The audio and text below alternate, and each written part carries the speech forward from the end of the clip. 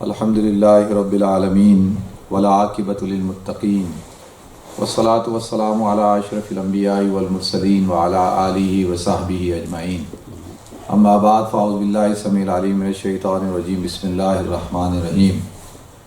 وَإِذْ أَخَذَ اللَّهُ مِيثَاقَ النَّبِيِّينَ لَمَا آتَيْتُكُم مِّن كِتَابٍ وَحِكْمَةٍ ثُمَّ جَاءَكُمْ رَسُولٌ مُّصَدِّقٌ لِّمَا مَعَكُمْ لَتُؤْمِنُنَّ بِهِ وَلَتَنصُرُنَّهُ قَالَ أَأَقْرَرْتُمْ وَأَخَذْتُمْ عَلَىٰ ذَلِكُمْ إِصْرِي قَالُوا أَقْرَرْنَا قَالَ فَاشْهَدُوا وَأَنَا مَعَكُمْ مِنَ الشَّاهِدِينَ فَمَن تَوَلَّىٰ بَعْدَ ذَلِكَ فَأُولَٰئِكَ هُمُ الْفَاسِقُونَ۔ صدق اللہ العظیم۔ اللہم صلی علی محمد وعلی آل محمد کما صلیت علی ابراہیم وعلی آل ابراہیم انک حمید مجید۔ اللہم بارک علی محمد وعلی آل محمد کما بارکت علی ابراہیم وعلی آل ابراہیم انک حمید مجید۔ رب اشرح لی صدری ویسر لی امری واحلل عقدۃ من لسانی یفقہوا قولی۔ محترم حاضرین کرام، بزرگان دین، السلام علیکم ورحمۃ اللہ وبرکاتہ۔ الحمدللہ، اللہ رب العزت کا فضل و احسان کہ اللہ رب العزت نے ہم سب کو جمعے کی نماز کے لیے جمع فرمایا، اس پہ اللہ تعالیٰ کا ہمیں شکر ادا کرنا چاہیے۔ اور الحمدللہ آج جو ہے شعبان المعظم کا پہلا جمعہ ہے، شعبان کا مہینہ شروع ہو چکا ہے اور صرف ایک مہینہ اب رہ گیا ہے رمضان میں۔ اللہ کے رسول صلی اللہ علیہ وسلم شعبان کے مہینے کے اندر کثرت سے روزے رکھا کرتے تھے اور کثرت سے اپنے آپ کو عبادات میں مشغول رکھتے تھے۔ رمضان کے علاوہ شعبان کا مہینہ جس میں حضور اکرم صلی اللہ علیہ وسلم زیادہ روزے رکھا کرتے تھے اور دعا کیا کرتے تھے، اللہم بارک لنا فی شعبان وبلغنا الی رمضان، کہ اللہ تو ہمیں برکت عطا فرما شعبان کی اور وبلغنا الی رمضان، اور رمضان تک ہم سب کو پہنچا۔ تو اللہ تعالیٰ عافیت کے ساتھ ہم سب کو رمضان کا مہینہ عطا فرمائے۔ الحمدللہ، اللہ رب العزت کا فضل و احسان رہا کہ 2 سال کے بعد یہ جو کرونا وائرس چل رہا تھا، اس کے پینڈیمک کے دوران سفر اسفار بالکل منقطع ہو گئے تھے۔ تو الحمدللہ 2 سال کا عرصہ گزرا، اللہ نے دوبارہ سے مسجد اقصیٰ کی حاضری کی سعادت عطا فرمائی۔ ابھی بدھ کوئی میں آیا ہوں، پرسوں ہی آیا ہوں، اور اللہ رب العزت نے اسراء اور معراج کی جو رات ہے، جس کو ہم اردو میں شب معراج کہتے ہیں، وہ مسجد اقصیٰ میں گزارنے کی سعادت عطا فرمائی۔ الحمدللہ، اس پہ اللہ تعالیٰ کا شکر ادا کرتا ہوں میں کہ کئی سالوں سے ہم پلان کرتے تھے کہ بھئی شب معراج یا اسراء اور معراج کی جو رات ہے وہ وہاں پہ گزاری جائے جہاں پہ حضور اکرم صلی اللہ علیہ وسلم نے تمام انبیاء کرام کی امامت فرمائی اور وہاں سے آسمانوں کا سفر کیا۔ تو یہ سعادت اللہ تعالیٰ نے عطا فرمائی۔ اس دن جب اسراء اور معراج کا دن ہوتا ہے، اس دن پورے فلسطین کے اندر ایک جشن کا سما ہوتا ہے، اور ہر فلسطینی، چاہے وہ مرد ہو چاہے وہ عورت ہو، وہ اپنے گھروں سے باہر نکل آتے ہیں۔ پورا دن مسجد اقصیٰ کا جو پورا کمپاؤنڈ ہے، اس کمپاؤنڈ میں عورتیں، مرد، بچے، بوڑھے، اور ہر ایک کے پاس سویٹس ہوتی ہیں، ان کی ٹریڈیشنل مٹھائی ہوتی ہے، کھانے ہوتے ہیں، اور وہ وہاں پر دور دور سے لوگ جو ہے وہ آتے ہیں۔ اس دن جو ہے وہ اسرائیلی جو فورسز ہیں وہ بالکل لاچار ہوتی ہیں۔ وہ جوک در جوک لوگ جو ہے اپنے چھوٹے چھوٹے دودھ پینے والے بچے جو ہیں، چھوٹے بچے، ان کو بھی لے کے جو ہے وہ مسجد اقصیٰ اور اس کے سراؤنڈنگ ایریا کے اندر ہوتے ہیں۔ روڈیں بند ہو جاتی ہیں، اور جو ہے یعنی میرے ذہن میں ایسا تصور نہیں تھا، میں نے کہا جیسے ہمارے یہاں ہوتا ہے بھائی مسجد میں بیان ہوگا، کوئی تلاوت ہوگی، کچھ ایسا ہوگا، لیکن وہ جو سما تھا، وہ سما ایسا تھا کہ ابھی تک میری نگاہوں سے جا نہیں رہا۔ الحمدللہ ہمارے فضل بھائی ساتھ تھے، تو تقریباً وہ 14 کلو الحمدللہ مٹھائی نہیں ہوتی سویٹس ہوتی نا، 14 کلو پورا ایک بیگ بھر کے لے کے گئے تھے. تو میں ایسی مذاق کر رہا تھا، میں نے کہا فضل بھائی یہ مٹھائی یہ جو چاکلیٹس ہیں یہ کہاں بانٹیں گے، ہم کہاں سے لائیں گے اتنے بچے کہ جن بچوں کو جو ہے یہ چاکلیٹیں کھلائیں گے. انہوں نے کہا بس لے آیا ہوں. تو یقین جانیے اس دن وہ ساری چاکلیٹس ختم ہو گئی. اتنا بچہ، اتنے ماشاءاللہ وہاں پہ ایک ماحول تھا. اور اس کے بعد جب مسجد ابراہیمی گئے ہم، تو ہمارے ذہن میں تھا بھائی مسجد ابراہیمی جو ہے وہ سال میں 10 دن کھلتی ہے اور وہ مسلمانوں کے پورے کنٹرول میں ہوتی ہے. آدھی مسجد ابراہیم جو ہے وہ یہودیوں کے پاس ہے، اور ان میں سے حضرت یعقوب اور ان کی اہلیہ حضرت لائکہ اور حضرت یوسف علیہ السلام، یہ افراد کی قبور، حضرت یوسف علیہ السلام ان کی قبور ان کے قبضے میں ہے. تو آدھی مسجد جو ہے وہ ان کے پاس ہے، آدھی مسلمانوں کے پاس ہے. تو جو اسراء اور معراج والا دن ہوتا ہے اس دن وہ پوری مسجد مسلمانوں کے پاس ہوتی ہے، اور مسلمان جو ہے وہ وہاں پہ آدھا سیکشن میں عورتیں ہوتی ہیں، پھر مرد ہوتے ہیں، پوری مسجد بھری ہوتی ہے. پوری مسجد جو الخلیل کا ایریا ہے وہاں پر پوری فیملیاں باہر ہوتی ہیں، اور وہ ماشاءاللہ اس مسجد میں اس دن جو ہے وہ آ کے بیان ہوتا ہے، قرآن کی تلاوت کرتے ہیں، ذکر اذکار ہوتا ہے.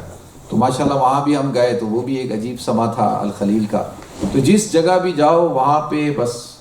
تو الحمدللہ یہ اللہ رب العزت کا احسان ہے، فضل ہے، اور میں ان کی ہمت کو داد دیتا ہوں کہ کتنے باہمت لوگ ہیں وہ. تو ہم جب عصر کے بعد جا رہے تھے مسجد اقصیٰ، تو وہاں پہ تھوڑا سا لوگ نوجوان جو ہے وہ میں نے دیکھا کہ وہ پولیس والوں کو، بچے ہیں 12 13 سال کے، وہ ایسے ان کو گھور کے گھوریاں مار رہے ہیں نا، قریب جا کے نا ایسے. تو وہ فوجی کھڑے ہیں، تو ایک دم وہاں کہیں کسی بچے نے کچھ کیا ہوگا، بوتلیں مار رہے ہیں، ایسے کچھ کر رہے تھے. ڈیمونسٹریشن، یہ تو دیکھیں احتجاج ہے نا. اب اس کو شریعت کو بیچ میں آپ لائیں گے، یہ تو احتجاج ہے، ایک ملک پہ آپ نے قبضہ کیا ہوا ہے. تو لیکن جب پوری قوم باہر نکل آتی ہے نا، قوم کا ایک فرد باہر نکل آئے، عورت مرد بچہ، دودھ پیتا بچہ بھی باہر آ جائے، تو بڑی سے بڑی طاقت لاچار ہو جاتی ہے. پھر وہ ان کے پاس کیا آپشن بچتا ہے؟ یہی بچتا ہے نا، مشین گنیں لے کے وہ مارنا شروع. اور کتنے لوگوں کو ماریں گے بھائی؟ دیکھیں نا کتنے لوگوں کو ماریں گے، مارتے جائیں گے کیا، کتنوں کو ماریں گے آپ. تو وہاں پہ پھر وہ ایک بچی تھی 14 15 سال کی، وہ آپ حضرات نے دیکھا ہوگا نیوز میں بھی. تو اس نے پتہ نہیں، وہ یہ نہیں پتا کہ اس بچی نے کیا کیا، لیکن وہ اسرائیلی فوجیوں نے اس بچی کو مارا اور پھر اٹھا کے لے کے گئے. تو ایک دم وہ شیلنگ ہوئی، تھوڑی سی فائر شائر کیے. وہ جو پوائنٹ میں بتا رہا ہوں آپ کو، پوائنٹ یہ بتا رہا ہوں کہ ہماری جو 40 لوگوں کی جو جماعت تھی، اس جماعت میں جو سب سے جوان تھے نا، ایک فیملی تھی جو سب سے جوان تھی، یعنی بوڑھے نہیں تھے، جوان تھے. تو وہ جو ہے وہ رات کو مجھے ملے، کہتے ہیں مفتی صاحب آپ کو پتہ ہے وہاں یہ ہوا. میں نے کہا اچھا آپ کہاں تھے؟ کہتے ہم تو یہاں تھے، ہوٹل کے پاس تھے. میں نے کہا پھر کیا کیا آپ نے؟ تو کہتی میں نے کہا آپ بیان کرنا تھا میں نے مغرب کے بعد، تو آپ لوگ نظر نہیں آئے.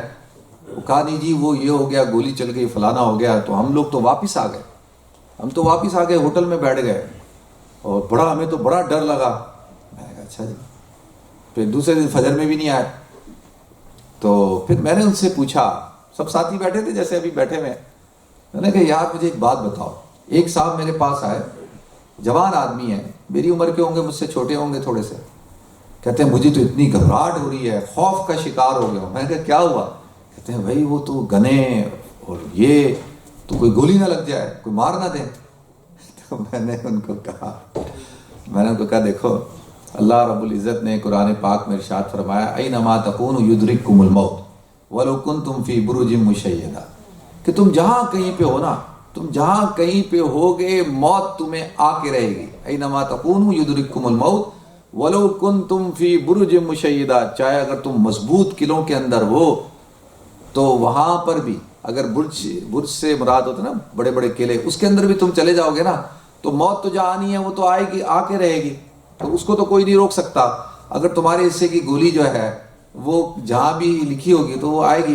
پھر میں نے اس کو مذاق کرتے میں نے کہا یار تم اتنے خوش نصیب نہیں ہو کہ تمہیں شہادت کی موت ملے اور وہ بھی مسجد اقصیٰ میں ملے اور تمہاری تدفین بھی مسجد اقصیٰ میں ہو. میں نے کہا بظاہر مجھے تمہارے حالات ایسے لگتے نہیں ہیں.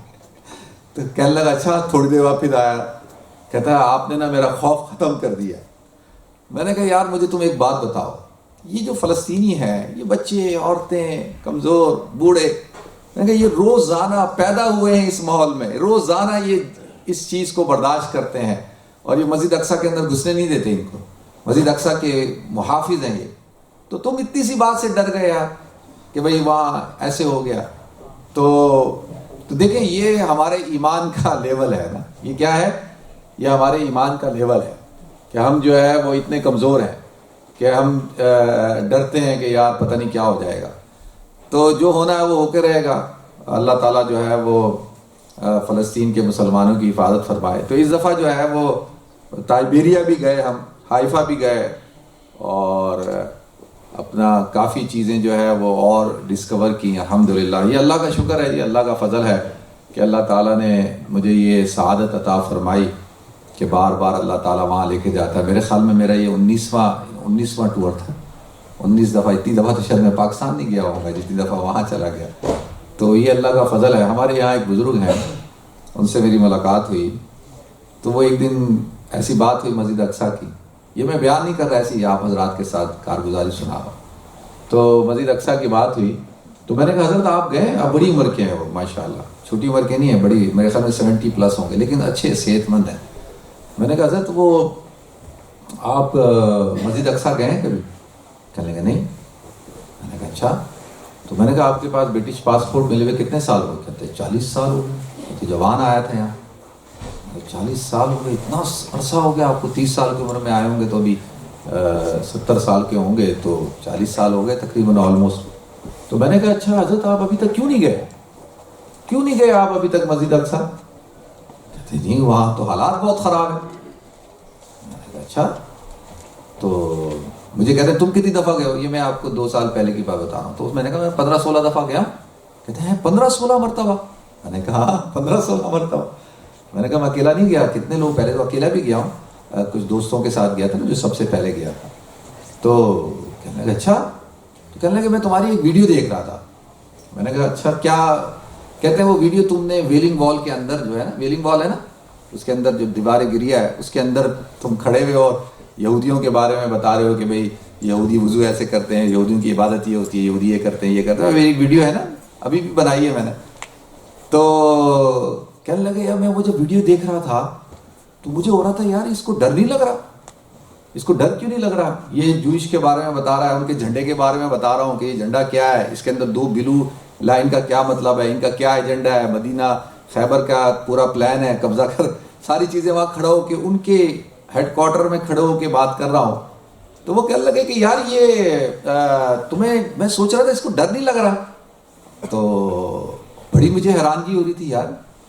تو میں نے ان کو کہا کہ اس وقت تو نہیں لگ رہا تھا, لیکن آپ سے بات کرنے کے بعد لگتا ہے ڈر لگے گا مجھے. کہنے لگے کیوں؟ میں نے کہا آپ ڈرا رہے ہو مجھے.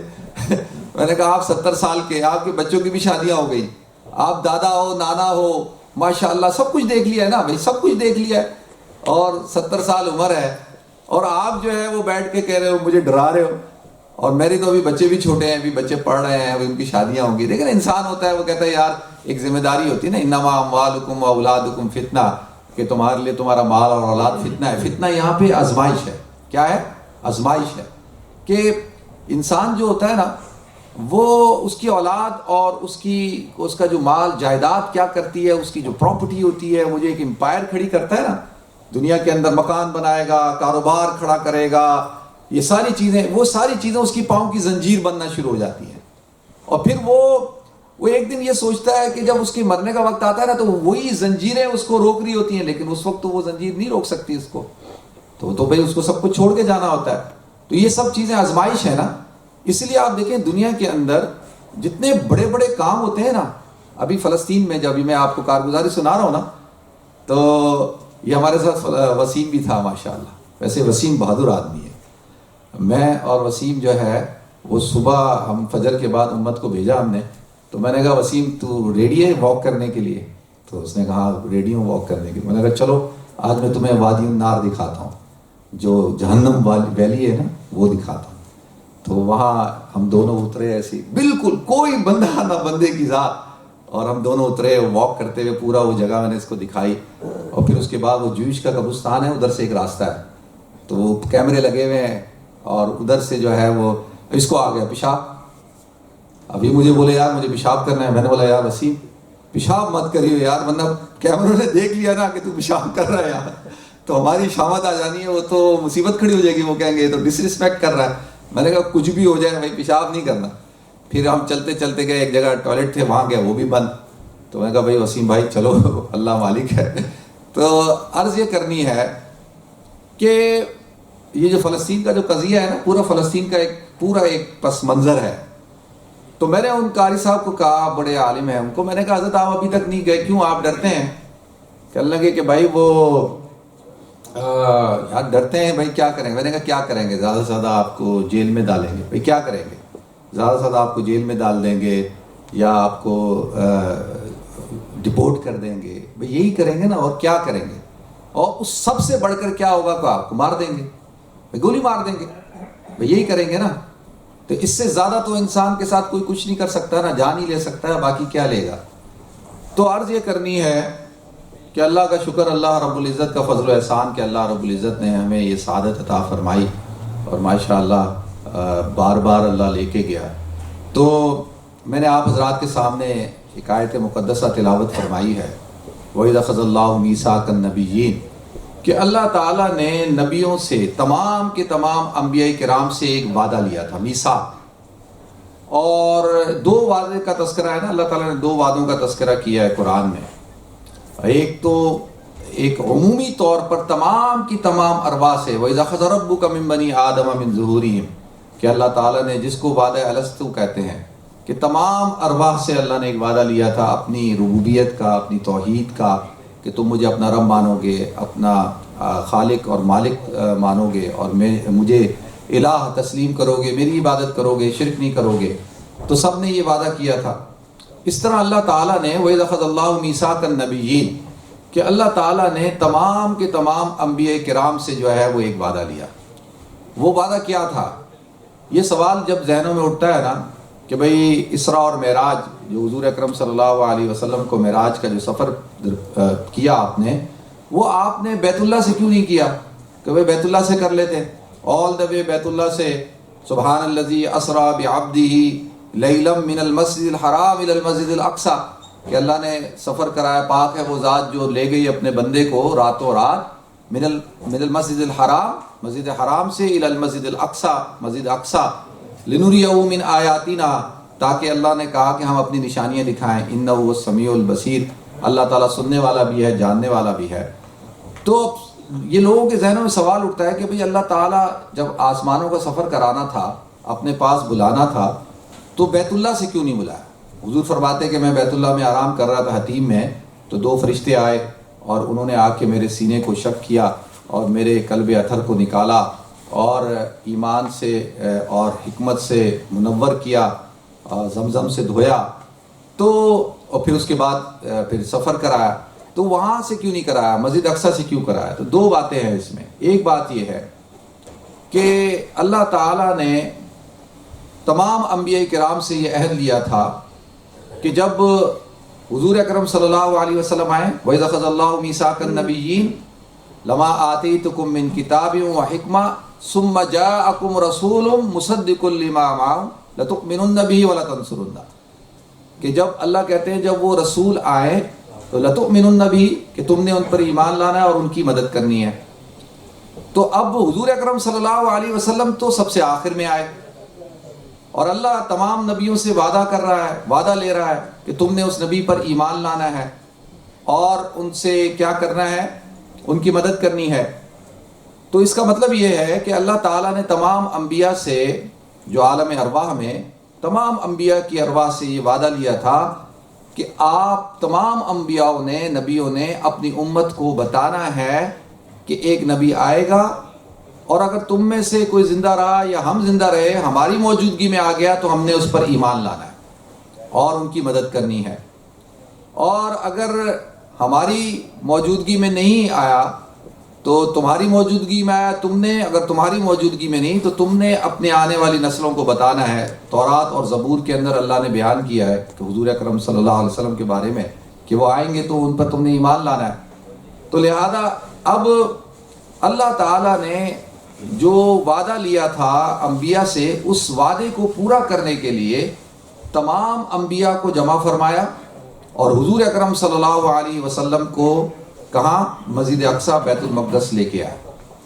ایک بات، دوسری بات یہ کہ جتنے بھی انبیاء کرام تھے وہ سارے کے سارے کس میں سے تھے؟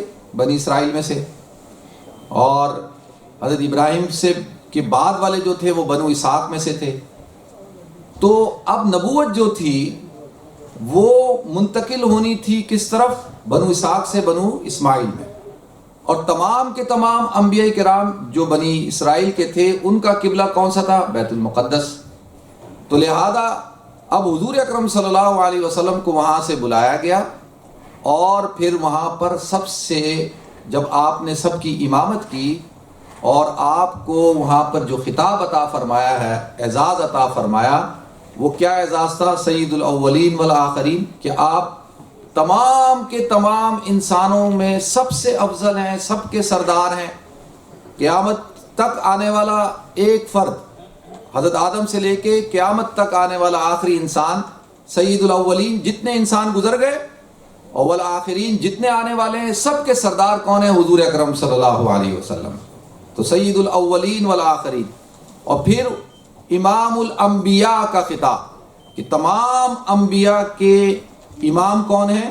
حضور اکرم صلی اللہ علیہ وسلم ہیں، اور خاتم النبیین ہیں کہ اللہ تعالیٰ نے آپ کے اوپر اب نبوت کو ختم کر دیا۔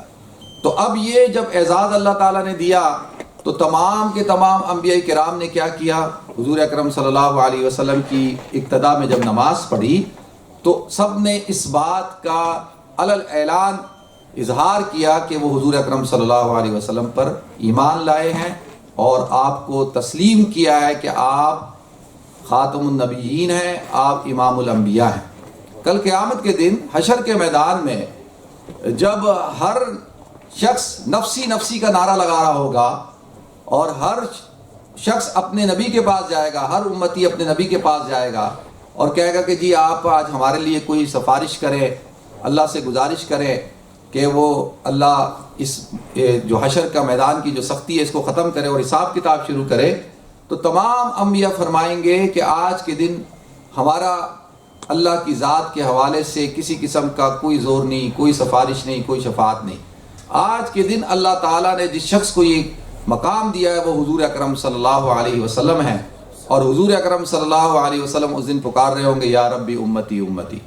تو اللہ تعالیٰ یعنی اس وقت حشر کے میدان میں بھی یہ جو اعزاز عطا فرمائیں گے شفاعت کبریٰ کا، وہ حضور اکرم صلی اللہ علیہ وسلم کو عطا فرمائیں گے۔ تو لہذا مسجد اقصی کے اندر اس دن سب نے اعلان اس بات کا اظہار کیا کہ حضور اکرم صلی اللہ علیہ وسلم خاتم النبیین ہیں اور امام الانبیاء ہیں، اور اللہ تعالیٰ نے جتنی بھی جو علوم نبوت اور کمالات بنی اسحاق میں تھے وہ سارے منتقل کر دیے کس میں؟ بنی اسماعیل، حضور اکرم صلی اللہ علیہ وسلم میں۔ اور قبلہ کون سا تھا ان کا؟ بیت المقدس۔ تو لہذا انہی کے قبلے کے اندر، انہی کے مقدس مقام کے اندر اللہ تعالیٰ نے یہ پروٹوکول دیا اور یہ اعزاز دیا حضور اکرم صلی اللہ علیہ وسلم کو۔ ایک بات، دوسری بات یہ ہے کہ دنیا کے اندر یہ جو آسمانوں کے اوپر جانے کا جو راستہ ہے نا، وہ چند مقامات ہیں۔ ہم جب رمضان آ رہا ہے، ابھی رمضان سے پہلے آپ حضرات حدیث سنتے ہیں اذا دخل رمضان فتحت ابواب السماء، کہ جب رمضان داخل ہوتا ہے تو اللہ تعالیٰ آسمانوں کے دروازوں کو کھول دیتا ہے۔ فتحت ابواب السماء، کس کے؟ آسمانوں کے دروازوں کو اللہ تعالیٰ کھول دیتا ہے۔ ابواب جمع ہے کس کی؟ باب کی۔ باب کہتے ہیں دروازے کو، ابواب اس کی جمع ہے، ایک سے زیادہ دروازے ہوں تو ان کو ابواب کہا جاتا ہے۔ تو اللہ کہتا ہے آسمانوں کے دروازوں کو ہم کھول دیتے ہیں۔ تو اس سے بات پتہ چلی کہ آسمانوں کے دروازے ہیں بھائی، وہ بند ہوتے ہیں جب رمضان داخل ہوتا ہے تو اللہ اس کو کھولتا ہے اسپیشلی۔ تو ایک بات، اور دوسری بات یہ ہے کہ وہ ایک سے زیادہ کئی دروازے ہیں۔ یہ تو اس وقت تو ہمیں یہ بات نہیں پتہ تھی نا، آج سائنس نے اس بات کو، یعنی حدیث سے تو پتہ چلتا تھا کہ بھئی ایسے ہے، حدیث میں آتا ہے کہ آسمانوں کے دروازے ہیں، لیکن اس وقت آج سے 200 سال پہلے 300 سال پہلے اگر کوئی کسی کو کہے کہ آسمانوں کے دروازے میں، کہے گا ہمیں تو نظر نہیں آتے. بھائی جو ہمیں نظر آتا ہے یہ تو بادل ہے، ہمیں تو آسمان نظر نہیں آتا. پہلا آسمان کہاں نظر آتا ہے؟ تو اس وقت کسی کو کہتے تو وہ کہتا بھائی یہ کیا بات آپ کر رہے ہو. تو اب سائنس نے اس بات کو پروف کیا کہ دنیا کے اندر چند مقامات ایسے ہیں کہ جہاں آسمانوں کا دروازہ ہے، گیٹ ہے. جیسے آپ حضرات اکثر سنتے ہوں گے جب بھی کوئی راکٹ آسمانوں میں بھیجا جاتا ہے تو یا تو وہ ازبکستان کا نام سنا آپ نے؟ ازبکستان میں ایک اسٹیشن ہے، اس اسٹیشن سے بھیجتا ہے، ناسا بھی وہیں سے بھیجتا ہے. اور ایک جو ہے نارتھ امریکہ کے اندر کوئی ارجنٹینا کولمبیا کے پاس کوئی جگہ ہے، وہاں سے راکٹ جاتا ہے. ہر جگہ سے نہیں جا سکتا. تو وہ اور اسی طریقے سے جو آسمانوں کا جو دروازہ ہے وہ حضور نے فرمایا ہے کہ یہ جو مسجد اقصیٰ ہے فلسطین بیت المقدس، یہ ارض المنشر والمحشر ہے، کہ یہ وہ جگہ ہے کہ جہاں پر انسانوں کو جمع کیا جائے گا اور یہیں سے اٹھایا جائے گا. تو یہ جو جگہ ہے یہیں سے حضرت عیسیٰ علیہ السلام کو اللہ تعالیٰ نے آسمانوں پہ اٹھایا.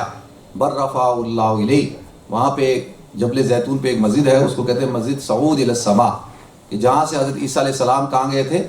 آسمانوں پہ گئے تھے. تو وہیں سے اللہ رب العزت نے حضور اکرم صلی اللہ علیہ وسلم کو یہ معراج کا سفر کروایا جو کہ آسمانوں کا سفر تھا. اور پھر پہلے آسمان پہ حضرت آدم علیہ السلام سے ملاقات ہوئی، اسی طرح سے حضرت موسیٰ علیہ السلام سے، حضرت ہارون علیہ السلام سے، حضرت ادریس علیہ السلام سے، حضرت یحییٰ علیہ السلام سے، حضرت عیسیٰ علیہ السلام سے، اور پھر آخری آسمان پہ حضرت ابراہیم علیہ السلام سے ملاقات ہوئی 7ویں آسمان پہ. تو لہذا یہ وجہ تھی کہ اللہ تعالیٰ نے جو ہے جو معراج کا جو سفر ہے اس سفر کی ابتدا کہاں سے کروائی. اچھا، معراج کہتے ہیں عروج بی کا مطلب ہوتا ہے اوپر چڑھنا. یہ جو ایسکلیٹر ہوتا ہے نا، اس زمانے میں تو آج سے 100 سال پہلے ایسکلیٹر ہوتا تھا، لفٹ ہوتی تھی، شاید ہوتی ہو، لفٹ کا بھی ایجاد ہوئی ہے. تو ابھی تو آپ ماشاءاللہ برج خلیفہ پہ چڑھ جائیں، لفٹ میں بیٹھے ہیں، وہ کیسے لے کے جاتی ہے اوپر پتہ بھی نہیں چلتا. لفٹ میں آپ اوپر جا رہے ہوتے ہیں، جب اوپر جاتے ہیں تو کہتے ہیں اوہ اچھا میں اتنی اوپر چڑھ گیا، کہ اتنی اوپر چڑھ گیا. تو اس کو کہتے ہیں عربی زبان میں لفٹ کو بھی کیا کہتے ہیں؟ عرج کہتے ہیں. عرج یا عرجو کا مطلب ہوتا ہے چڑھنا. اور تو وہ جو سفر تھا جو مسجد اقصیٰ سے مسجد حرم سے شروع ہوا اور مسجد اقصیٰ میں، تو اس کے 3 ٹرانزٹ پوائنٹ تھے. سب سے پہلا کیا کہ حضور اکرم صلی اللہ علیہ وسلم جیسے ہی براق پہ تشریف فرما ہوئے، براق اڑا تو چلا. وہ کہتے ہیں براق کی نظر جہاں پڑتی تھی وہاں اس کا قدم پڑتا تھا. اسپیڈ آف لائٹ آپ کو پتہ ہے کتنی تیز ہوتی ہے کہ آپ باہر کھڑے ہوں اور آسمان کی طرف نگاہ کریں تو 1 سیکنڈ کے اندر آپ کی جو آنکھ ہے وہ کئی لاکھ میل کا سفر طے کر لیتی ہے. یعنی آپ دیکھتے ہیں تو 1 سیکنڈ کے اندر. تو اس براق کی بھی جہاں نظر پڑتی تھی وہاں اس کا قدم پڑتا تھا. تو حضرت جبریل علیہ السلام نے آپ کو پہلی جگہ اتارا، ایک جگہ پہ کہا آپ یہاں اتریں، 2 رکعت نماز پڑھیں. تو حضور اکرم صلی اللہ علیہ وسلم نے پوچھا کہ یہ جگہ کون سی ہے؟ کہا یہ وہ جگہ ہے کہ جس جگہ آپ ہجرت کر کے تشریف لائیں گے، اور یہ آپ کا دار الہجرہ ہے، یعنی مدینہ منورہ، جس کا پہلا نام تھا یثرب. حضور کی ہجرت کرنے کے بعد اس جگہ کا نام ہوا مدینۃ النبی، مدینۃ الرسول، مدینہ منورہ. عربی زبان میں مدینہ کہتے ہیں شہر کو. تو یہ پہلا ٹرانزٹ پوائنٹ تھا، کیونکہ اس سے پہلے حضور اکرم صلی اللہ علیہ وسلم جو تھے، یعنی معراج کے سفر سے پہلے آپ جو ہے طائف گئے تھے اور آپ نے طائف کا سفر کیا تھا. وہ طائف کا سفر آپ نے اسی لیے کیا تھا کہ آپ مکہ کو چھوڑ کر کسی ایک جگہ کو اپنا کیپٹل بنانا چاہتے تھے، اپنی اقامت گاہ بنانا چاہتے تھے. کیونکہ مکہ کے اندر تو آپ کے ساتھ کیا تھا، آپ کے خلاف جو ہے آپ کا خاندان کھڑا ہو گیا تھا. جب آپ کے ٹائم جو ہے ابھی بالکل تھوڑا رہ گیا، موضوع اتنا طویل ہے، لیکن جب آپ کے خلاف خاندان کھڑا ہو جائے نا، آپ کا چچا کھڑا ہو جائے، آپ کا سگا بھائی کھڑا ہو جائے، تو پھر آپ کے لیے کام کرنا بہت مشکل ہوتا ہے. کیونکہ حضور اکرم صلی اللہ علیہ وسلم پہ جب یہ آیت نازل ہوئی وَأَنذِرْ عَشِيرَتَكَ الْأَقْرَبِينَ کہ آپ اپنے قریب رشتہ داروں کو ڈرائیں، تو حضور اکرم صلی اللہ علیہ وسلم نے حضرت علی سے کہا جاؤ سارے میرے جو رشتہ دار ہیں اور خاندان والے ہیں، خاص طور پہ چچاؤں کو جمع کرو. سب کو جمع کیا اور حضور اکرم صلی اللہ علیہ وسلم نے ان کو کھانا کھلایا. اور کھانا کھلانے کے بعد آپ بات کرنا چاہتے تھے لیکن آپ بات نہیں کر سکے. تو وہ سب کھانا کھا کے چلے گئے. انہوں نے کہا بھائی پتہ نہیں کیوں بلایا تھا. تو حضرت علی نے کہا یا رسول اللہ آپ نے بات نہیں کی. تو کہا کہ پورا دیکھیں نا ابو لہب اور حضرت حمزہ، حضرت عباس، ابو طالب، یہ سارے بڑے بڑے حضور کے چچا جتنے ہیں سارے بڑے طاقتور لوگ تھے.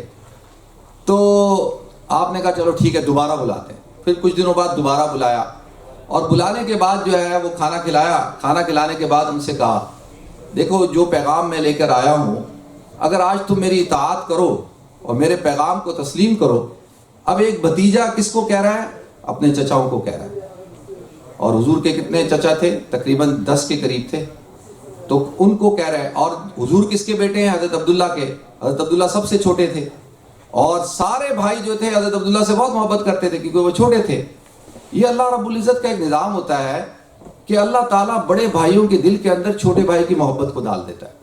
یہ چھوٹے بھائی ہوتے ہیں نا ان کے دلوں میں بڑوں کی محبت نہیں ہوتی ہے.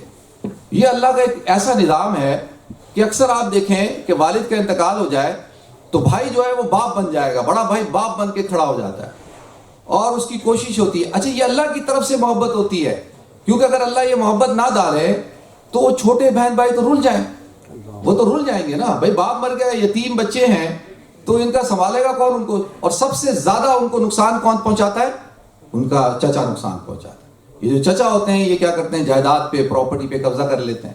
تو یہ چچا تو حضور نے جب کہا کہ بھائی دیکھو والد جو تھے سب سے محبوب تھے، جب انتقال ہو گیا تو اب جو ہے حضور نے کہا بھائی میں اچھا یہ نہیں کہہ رہے کہ تمہاری آخرت بن جائے گی کیونکہ آخرت پہ تو بلیو ہی نہیں ہے.